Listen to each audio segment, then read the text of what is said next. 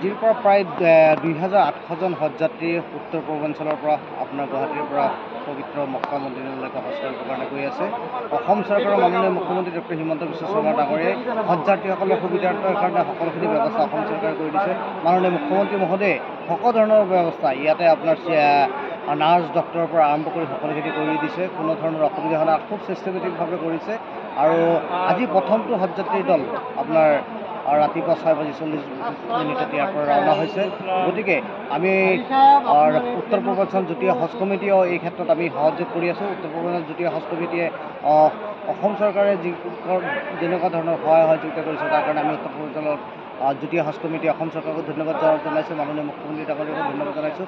আৰু আমি আশা কৰিছোঁ এইবাৰ নিয়াৰিকৈ হজযাত্ৰীসকলে হজ কৰি আহিব পাৰিব আৰু অসমৰ কাৰণে, ভাৰতবৰ্ষৰ কাৰণে, বিশ্ব শান্তিৰ কাৰণে হজযাত্ৰীসকলে যাতে দোৱা কৰে, আশীৰ্বাদ কৰে, তাৰ কাৰণে আমি আহ্বান জনাইছোঁ।